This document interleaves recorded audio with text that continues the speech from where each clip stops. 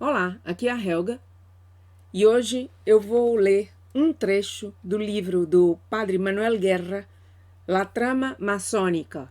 Nesse livro ele trata da maçonaria e eu estou estudando esse livro pouco a pouco. E esta semana, com o problema da Amazônia, me pareceu que há algo aqui que interessa saber. Ele começa falando sobre o neo-indigenismo. E diz o seguinte: eu vou simplesmente ler e depois da leitura rápida deste pequeno trecho, não tão pequeno, mas importante, eu vou reportar-me a outras duas leituras. Já veremos quais são. O neoindigenismo. O cristianismo conseguiu enterrar o paganismo greco-romano da bacia mediterrânea, mas está rebrotando agora, não sem frondosidade. O neoindigenismo é outra forma de paganismo, aquela ainda vigente em outras regiões da Terra, onde ainda há indígenas.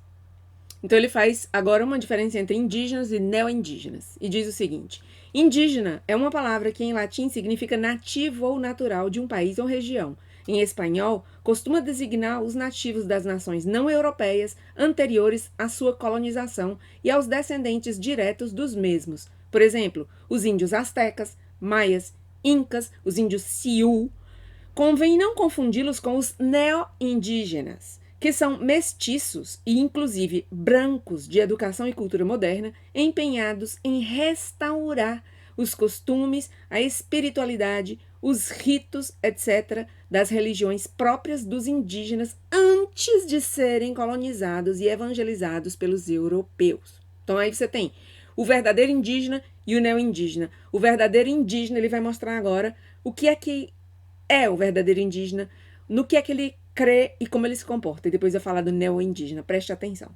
Os indígenas dos países falantes de língua espanhola costumam ser católicos, ainda que com uma fé católica de escassa formação doutrinal. Entre os verdadeiros indígenas atuais, as deidades astecas, etc., costumam ser consideradas maléficas e, inclusive, demônios, tal como se as descreveram os evangelizadores espanhóis aos seus antepassados para separá-los daquele culto pagão. Ao contrário, os neo-indígenas se aferram às raízes socio-religiosas astecas, aimaras, etc., e à sua língua, o náhuatl, em México, por exemplo, ao mesmo tempo que renegam do católico e do hispânico enquanto ao introdutor e portador do catolicismo. Em 1991 e 1992, vários grupos de distinto signo protestaram contra a celebração do 5º centenário do descobrimento e evangelização da América e contra a viagem de João Paulo II a Santo Domingo em outubro de 1992. Os grupos fundamentalistas evangélicos e os movimentos indigenistas vinculados aos evangélicos e a várias seitas reagiram basicamente porque a evangelização da Iberoamérica tinha sido obra dos católicos, não dos protestantes. Ao contrário, outros muitos grupos dos Estados Unidos, do México, etc., o fizeram, quer dizer, protestaram pela visita de João Paulo II e pela celebração do 5º centenário do descobrimento da América e da evangelização daqueles povos indígenas. Esse protesto dos outros grupos foi porque rechaçavam qualquer tipo de evangelização cristã, enquanto essa pressupõe que a religião cristã é mais verdadeira do que outras religiões, algo que não combina com o relativismo da maçonaria nova era. É que nesse livro aqui ele está tratando de maçonaria e toda a trama maçônica, quer dizer, todas as instituições que aparentemente não sinalizam que sejam parte da maçonaria, mas são parte da maçonaria. Então, esse neo-indigenismo, diz o Padre Guerra, é uma criação da maçonaria. Continuamos. Rechaçam também porque o catolicismo suplantou uma religião natural, entre aspas, que era a religião dos indígenas, ao mesmo tempo que teria causado um genocídio cultural, que é o que eles dizem sempre, ou o aniquilamento da cultura dos povos pré-hispânicos, idealizados como se vivessem naquela época em uma espécie de idade de ouro, ou era do aquário antecipada. Era do aquário é uma referência que faz o Padre Guerra aqui à nova era, um movimento maçônico sobre o qual eu falarei em outro vídeo. Os neoindígenas falam de cirurgia aberta do coração, quer dizer, usam esse eufemismo, né? Praticada ritualmente pelos astecas, por exemplo, em vez de falar no que verdadeiramente é, sacrifícios humanos, que eram o que faziam os aqueles povos pré-hispânicos. 20 mil vítimas humanas foram sacrificadas somente na inauguração do novo templo de Tenochtitlan, ou seja, na cidade do México, no ano de 1487, 5 anos antes do descobrimento da América. Então, vocês estão vendo aí, o indigenismo, né, ele é católico, ele reconhece toda a evangelização católica, né, dos seus antepassados, enquanto os neo-indígenas são um grupo, né, manipulado por maçons, muitas vezes de sinal protestante. Segue ele. Mediante algumas as relação da maçonaria com o neoindigenismo. Primeiro, mediante algumas organizações pantalla. Organização pantalla é um termo que eu não posso traduzir para o português porque ficaria ridículo. Bom, organização tela. Pantalla é tela. A tela da televisão, a tela do computador chama-se pantalla. Essa é uma tradução, organizações pantalla, é uma tradução do termo em inglês Front Organization. E eu estou aqui com o Wikipedia aberto e vou fazer a referência aqui ao que diz. Front Organization é uma entidade estabelecida e controlada por outra organização, como agências de inteligência, grupos de crime organizado, organizações banidas, proibidas e tal. Então, quer dizer, o que seria uma organização pantalla, como diz aqui Padre Guerra? Quer dizer, uma organização que aparece, né? E que de trás está realmente quem manda e quem manipula. Então, ele vai fazer referência aqui ao Instituto Linguístico de Verão. Vejam isto como é importante. Vou fazer a leitura desta parte do livro. Em outra parte do livro, eu falo das organizações pantalla. Se chamam assim porque o visível delas, a pantalla, o ecrã, a tela, não se apresenta como maçônica, mas na realidade serve para encobrir a ação dos maçons em distintos âmbitos da vida sociocultural e política. O Instituto Linguístico de Verão, ILV, e esse Instituto Linguístico de Verão em inglês se chama Summer Institute of Linguistics, SIL, S-I-L. O Instituto Linguístico de Verão, ILV em espanhol, e eu estou lendo aqui o livro do Padre Guerra, então em espanhol vamos falar em ILV, nos oferece um bom exemplo de organização pantalla maçônica. Nasceu em 1934 como organização encarregada dos aspectos técnicos da educação dos indígenas americanos, do estudo de suas línguas e da antropologia aplicada. Mas o estudo e o ensino das línguas indígenas tem sido, em grande medida, um meio camuflado para adoutrinar seus falantes, inserindo-os na linha evangélico-protestante, assim como das boas relações com tudo que é maçônico e com o que é estadunidense, americano, né? No fundo, poderia ser catalogado como um controle mental que altera e, inclusive, chega a anular a identidade religiosa e cultural dos indígenas, substituindo-a por outra, enquanto as suas crenças, a normativa ética de comportamento e etc. Durante o governo do maçom Lázaro Cárdenas, no México, recebeu o apoio especial da Secretaria de Educação Pública e do Departamento de Assuntos Indígenas. Desde 1975, esse tal Instituto Linguístico de Verano, ou eu prefiro falar aqui a sigla em inglês, porque é ela que nós vamos ver que está no Brasil, SEAL International, S-I-L. Olha o que ele diz aqui. Durante o governo do maçom Lázaro Cárdenas, recebeu o SEAL, ou o Instituto Linguístico de Verão, em inglês SEAL, recebeu apoio especial da Secretaria de Educação Pública e do Departamento de Assuntos Indígenas do México e desde 1975 está subvencionado pelo maçônico Rockefeller, pela Fundação Maçônica Rockefeller de Nova York. Inicialmente, atendia as comunidades indígenas e mais tarde também algumas seitas. Recebem subvenções através de grupos de maçons. No dia 7 de setembro de 1979, o Colégio de Etnólogos e Antropólogos Sociais mexicano, em 79, pediu a expulsão do Instituto Linguístico de Verão, ou SEAL Internacional, do país mexicano. Fundava seu pedido de expulsão desse Summer Institute of Linguistics nas atividades do SEAL, ou ILV, que instrumentalizavam a ciência ao fazer um uso indevido da mesma, ao mesmo tempo em que punha ao serviço de um imperialismo ideológico. Uma semana mais tarde, a Secretaria de Educação mexicana rompeu o convênio de colaboração com esse Instituto Linguístico de Verão, SEAL, mas logo se fundou uma associação civil que tratou de assumir especialmente a vertente científica do mesmo ILV, Instituto de Verão, ou SEAL. Continua trabalhando, ao menos em Chiapas, no México. Quer dizer, eles mudam para não mudar. Eles mudam de vestimenta e continuam aí. O ILV, ou SEAL, estendeu seus projetos a 36 países. E o Brasil foi um deles, viu?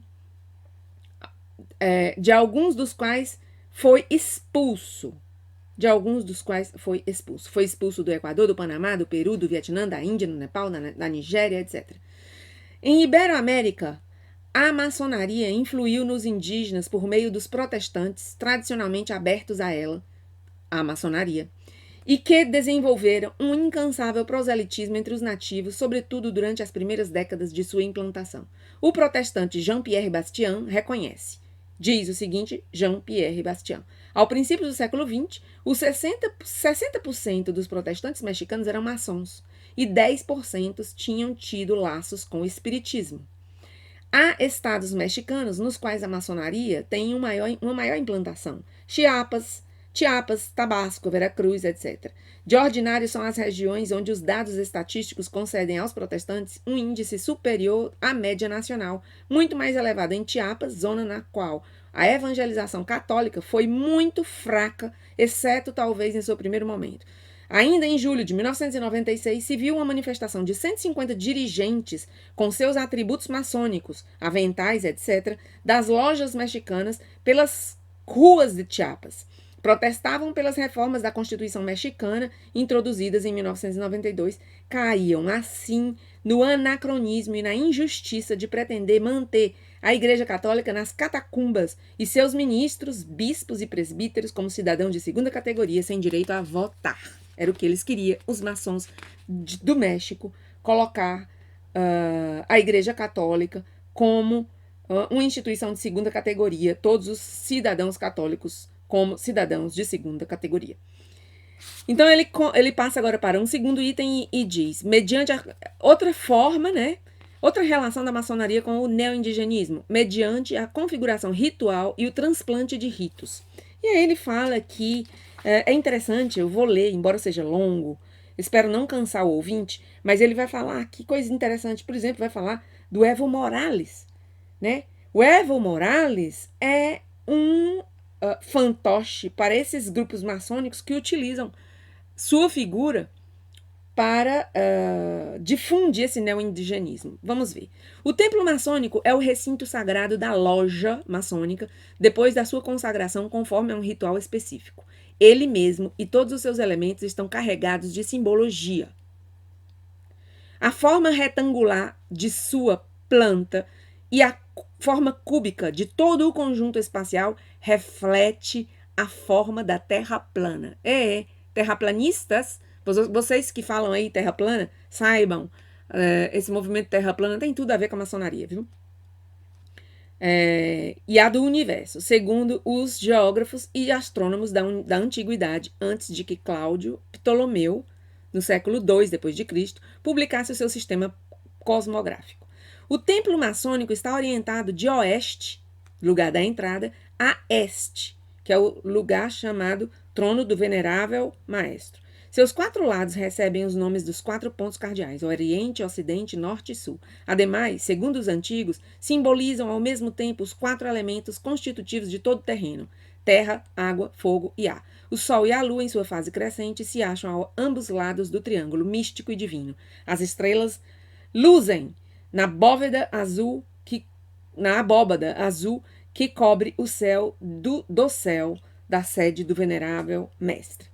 Os neoindígenas mexicanos celebram a passagem do inverno para a primavera, no dia 21 de março, em Teotihuacan, lugar, que significa lugar do nascimento dos deuses, na língua náhuatl, com suas impressionantes pirâmides escalonadas do Sol, da Lua, do Quetzalcoatl, etc. Distam 50 quilômetros da cidade do México. A época de esplendor desse lugar sagrado para os astecas se estendeu desde o ano 150 a.C. até o ano 750 d.C. Se desconhece o ritual e praticamente todos os ritos celebrados aqui. Não obstante, os neo-indígenas inventaram um ritual para a celebração de algumas festas. No dia 21 de março de 1996, acudiram a Teotihuacan umas 800 mil pessoas, incluídos os simplesmente curiosos. A maioria deles contemplaram, não sem estranheza, a execução de vários ritos no cume da pirâmide dedicada ao Deus Sol. Segundo me informaram, diz o Padre Guerra, pessoas experts, algumas delas refletiram o sentido religioso asteca, ainda que deviam sua existência ritualizada aos maçons e à simbologia das lojas. Pense-se, por exemplo, no incenso, a incensação até os 4 pontos cardeais. Os primeiros tempos e movimentos da independência dos países sul-americanos estiveram marcados por um incipiente retorno ao indígena. Claro, eles precisavam voltar ao indígena para expulsar os espanhóis que eram os que descobriram a América, transformaram a América em uma civilização, né? E também melhoraram a vida dos índios, claro, com todo o processo de evangelização católica. Mas eles queriam afastar, como a gente vê hoje, que tudo o que é católico querem afastar. Tudo o que é cristão querem acabar. E os maçons são os primeiros a fazerem isso. Veja bem como continua o Padre Guerra. Pense-se no valor simbólico de Lautaro, como nome das lojas afanadas em promover a independência das Américas. Prefigura-se também no interesse de Miranda. Miranda foi um desses maçons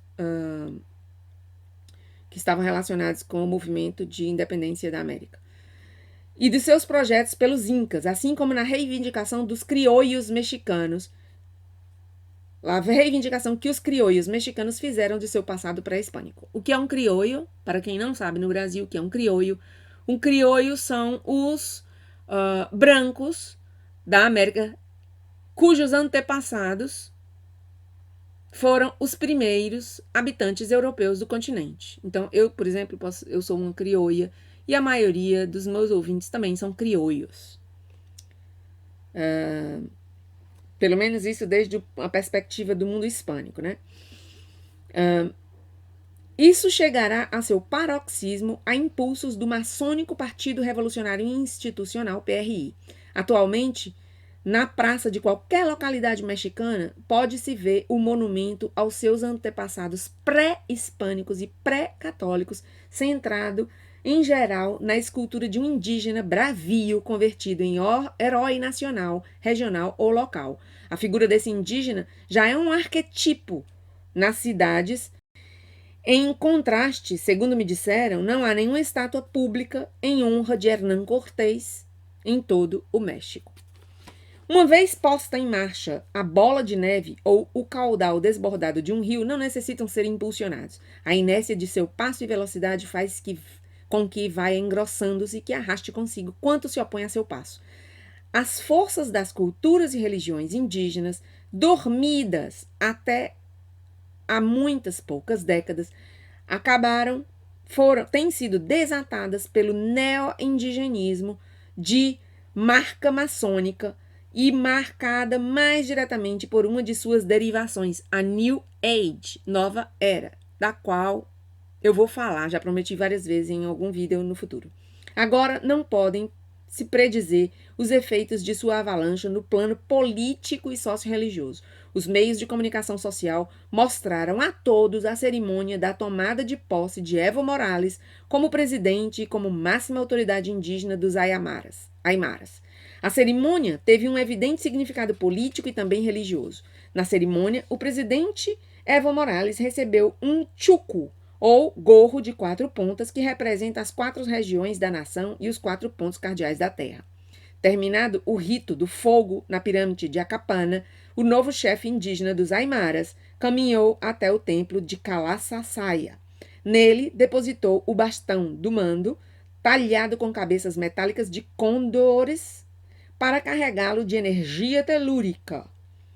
Nas chamaradas de 4 piras, foram consagradas as oferendas a fim de manifestar o agradecimento aos 4 elementos: terra, água, fogo e ar, assim como a Pachamama, a deusa madre, a deusa mãe terra, figura central na religiosidade e cultura aimaras, e eu, Helga, acrescento neopagã, né? Porque é isso, o neopaganismo. Não pode se predizer, continua o Padre Guerra, a evolução da moda neo-indígena, mas seguramente conseguirá desvincular em maior ou menor grau os indígenas da Igreja Católica, adotando talvez a forma de um novo sincretismo religioso. E completo eu, ajudando a nova ordem mundial, que o que quer também é esse sincretismo religioso, essa fusão de religiões em uma única religião universal, né? Catolicismo, cristianismo proibido, catolicismo perseguido e o advento de uma religião universal. Agora eu quero mostrar aqui o que, numa busca na internet, você encontra pelo Google o que é esse tal curso de verão que ele falou, relacionado, quer dizer, subvencionado pelos Rockefeller, pelos maçônicos Rockefeller, Instituto Linguístico de Verão, curso de verão não, Instituto Linguístico de Verão, fundado em 1934, conforme o Padre Guerra. Você faz a busca e encontra o nome em inglês, SEAL Internacional. SEAL Internacional, também conhecido como Summer Institute of Linguistics, Instituto Linguístico de Verano, em espanhol, é uma organização sem ânimo de lucro pertencente ao cristianismo protestante evangélico, cuja finalidade principal é recopilar e difundir documentação sobre as línguas menos conhecidas com o propósito de traduzir a Bíblia a essas línguas. Essa instituição mantém a base de dados Ethnologue e se centra principalmente nas línguas não escritas. Esse SEAL internacional, inicialmente chamado Summer Institute of Linguistics, começou como um pequeno curso de verão, veja, prático em Arkansas, no ano de 1934, e aqui confirma o que dizia o Padre Guerra, que nasceu em 1934, o tal Instituto Linguístico de Verão, para missioneiros do que mais adiante se converteria em Wycliffe Bible Translators. Hoje em dia, o SEAL tem rango de organismo consultivo ante a Unesco e as Nações Unidas. Vejam aí, relacionado esse tal SEAL com a Unesco e as Nações Unidas. Boa coisa não pode ser. O SEAL tem registradas e catalogadas mediante seu código umas 7.000 línguas na tal base de dados Ethnologue.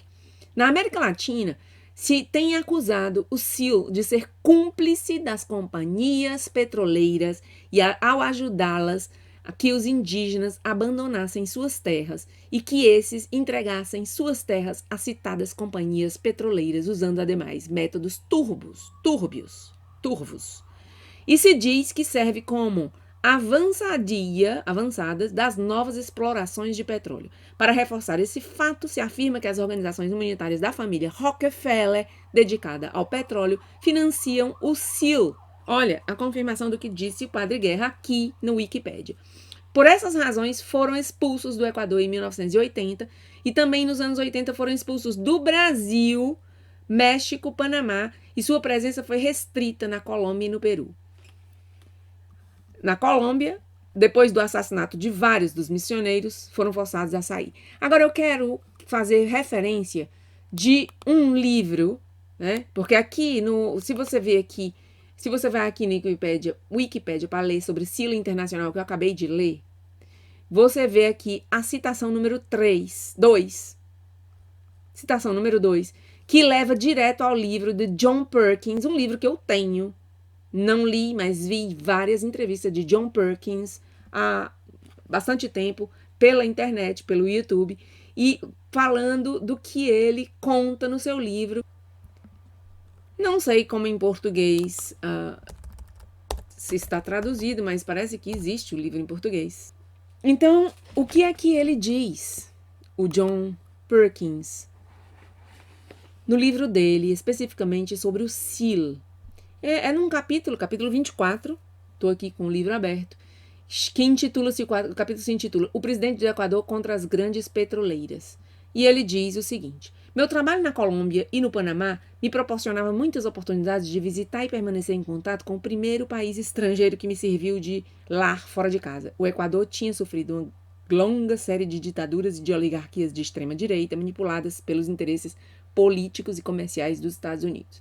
Em certo modo, o país era a República Bananeira quintessencial. E aí, a corporatocracia tinha muito terreno conquistado. A exploração petroleira da Amazônia equatoriana começou de verdade nos finais da década de 1960 e produziu uma febre compradora. Resultado disso, o reduzido clube das famílias donas do país ficou nas mãos dos bancos internacionais. Haviam jogado sobre o Equador uma dívida enorme, confiando na promessa dos benefícios do petróleo. O país se encheu de carreteras, estradas, de parques industriais, de açudes, de embalses hidrelétricos, quer dizer, de hidrelétricas, né, de represas hidrelétricas, de sistemas de transporte, distribuição, e ainda proliferavam os projetos de mais centrais geradoras. Uma vez mais, a verdadeira mina era a que encontraram as empresas de engenharia e as construtoras. Um homem cuja estrela começava a ascender sobre o país andino constituía uma exceção nessa regra de corrupção política e cumplicidade com a corporatocracia. Perto de cumprir os 40 anos, advogado e professor universitário, um fulano chamado Jaime Roídos tinha carisma e dom de gente. Tive a ocasião de tratá-lo várias vezes e em uma dessas vezes, levado por meu entusiasmo, eu me ofereci como assessor gratuito, disposto a tomar o avião para Quito sempre que fosse necessário. Em parte, eu disse a ele, brincando, mas não teria me importado em fazê-lo durante minhas férias, porque simpatizava com ele. Para mim, qualquer desculpa era boa, contanto que eu pudesse visitar o seu país. E assim que eu disse a ele isso, quando precisasse de mim, eu tomaria o avião e ia lá, né? Ele riu e respondeu nos mesmos termos, oferecendo assistência profissional sempre que eu me visse na necessidade de negociar a fatura do petróleo. Bom, então ele diz, ele havia ganhado a reputação de populista e nacionalista, acreditava firmemente nos direitos dos pobres, na responsabilidade por parte dos políticos de administrar com prudência os recursos naturais do país. Quando empreendeu sua campanha para as presidenciais de 1978, chamou a atenção dos compatriotas e dos cidadãos dos países cujo petróleo estivesse sendo explorado por interesses estrangeiros ou onde existisse um forte desejo de livrar-se da influência das forças exteriores poderosas. Como político, Roídos pertencia ao gênero não muito abundante dos que não temem opor-se ao status quo. Por isso, se enfrentou às companhias petroleiras e ao sistema excessivamente sutil em que essas se apoiam. Denunciou, por exemplo, uma sinistra cumplicidade do Summer Institute of Linguistics, SEAL, um grupo missioneiro evangelista estadunidense, com as petroleiras. A cumplicidade do SEAL, Summer Institute of Linguistics, com as petroleiras. A esses missioneiros, eu os conhecia bem desde os meus tempos do Peace Corps. Sua organização se havia apresentado no Equador, igual que em tantos outros países, com o pretexto de estudar, inventariar e traduzir as línguas indígenas. O SEAL havia trabalhado assiduamente com os Huaorani, uma tribo da bacia amazônica durante os primeiros anos da exploração petroleira. Naquele momento, começou a fazer-se evidente uma pauta inquietante. Cada vez que os sismólogos transmitiam às oficinas centrais que as características de determinada região indicavam grande probabilidade de conter um jazimento de petróleo no subsolo, apareciam a equipe do SEAL para sugerir aos indígenas que deixassem suas terras e passassem a alojar-se nas reservas dos missioneiros, onde lhes seria dado grátis alimento, cobijo, quer dizer, teto, roupas, cuidados médicos e educação religiosa. Isso sim, com a condição de doar as terras para as companhias petroleiras. Vejam bem, os Rockefeller, né, donos de companhias petroleiras, os maçônicos Rockefeller, foram os que estavam por trás dessa organização pantaia, como diz o Padre Guerra, que é o SEAL. Na verdade, quem está de trás, as petroleiras do Rockefeller. Né? Você continua aqui a ler o que diz o John Perkins em seu livro Confissões de um Gangster Econômico. Segundo rumores assíduos, os missioneiros do SEAL praticavam várias técnicas túrbias a fim de persuadir os indígenas e conseguir que deixassem seus povoados para residir nas missões. Uma versão muito repetida era a de que lhes davam alimentos misturados com laxantes e logo lhes ofereciam remédios para curar a suposta epidemia de diarreia. E que em todo o território Uaorani lançavam com paraquedas cestas de comida provistas de duplo fundo, contendo transmissores de rádio miniaturizados, cujas emissões eram sintonizadas pelos militares da base norte-americana da Shell, com a ajuda dos avançados receptores de comunicações. Dessa maneira, quando alguma pessoa da tribo mordia uma serpente venenosa, mordia algum daqueles da tribo, e essa pessoa caía gravemente enferma, não tardavam em fazer ato de presença, quer dizer, em chegar, os representantes do SEAL não tardavam em chegar, trazendo o antídoto e os remédios adequados, que geralmente eram transportados por helicópteros das mesmas companhias de petróleo. Nos primeiros tempos das prospecções, se encontraram os cadáveres de 5 missioneiros do SEAL, atravessados por javalinas. Javalinas é uma arma indígena. Dos Uaorani. Esses reivindicaram a ação pouco depois, dizendo que havia sido uma advertência para que não houvesse mais intrusos. Ninguém deu atenção a essa mensagem. Surtiu o efeito contrário. Rachel Saint, irmã de um dos assassinados, empreendeu uma gira pelos Estados Unidos com aparições na televisão para arrecadar dinheiro e apoios em favor do SEAL e das companhias petroleiras que, segundo ela, estavam contribuindo para civilizar e educar os selvagens. As organizações humanitárias dos Rockefeller subvencionavam a SEAL. Por isso, Jaime Roídos, aquele que a gente viu no começo desse capítulo do livro de John Perkins, que era um político bem diferente, porque não era corrupto, assinalava essas conexões com os Rockefeller e sustentava que o SEAL era, em realidade, uma vitrine que dissimulava o espólio das terras indígenas e a extensão das prospecções. É necessário recordar que o patriarca da família, John D. Rockefeller, foi o fundador da Standard Oil, mais tarde dividida nas grandes do petróleo, entre elas a Chevron, a Exxon e a Mobil.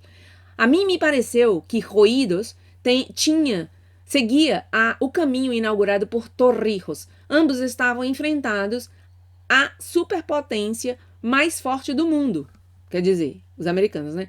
Torrijos desejava recuperar o canal, enquanto que a atitude energicamente nacionalista de Roídos ameaçava as companhias mais influentes do mundo. Como Torrijos, Roídos também era comunista, mas defendia o direito de seu país a decidir o seu futuro. Também como no caso de Torrijos, os experts prognosticaram que os grandes dos negócios e Washington jamais tolerariam a presidência de Roídos e que, em caso de ser eleito, teria um final parecido ao de Arbenz em Guatemala ou de Allende em Chile.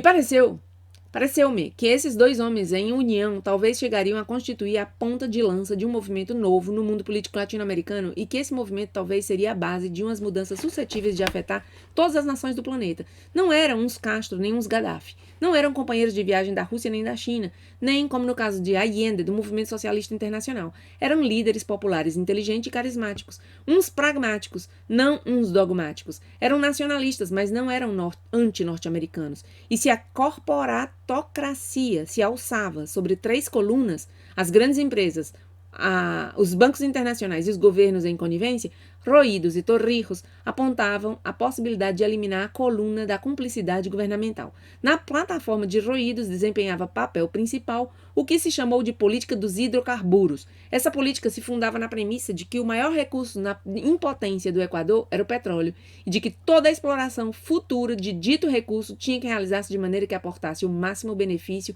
ao mais amplo porcentagem da população. Roídos acreditava firmemente na obrigação estatal de ajudar os pobres e desvalidos. Confiava em que a política de hidrocarburos pudesse servir de vetor da reforma social. Era necessário trabalhar bem, entretanto, porque Roídos sabia que em Equador, como ocorria em tantos outros países, nunca seria eleito sem contar com o apoio de uma parte, ao menos, das famílias mais influentes. E, inclusive, se conseguisse ganhar as eleições sem elas, seria preciso contar com esses apoios para pôr em prática os seus programas. Então, pessoalmente, me aliviava que o inquilino da Casa Branca nessa época fosse Jimmy Carter. Apesar das pressões da Texaco e de outros interesses petroleiros, Washington se absteve de meter-se, o que, como eu sabia, não teria sido o caso com outras administrações democratas ou republicanas. Creio que foi a política dos hidrocarburos, mais do que nenhuma outra questão, a que convenceu os equatorianos e levou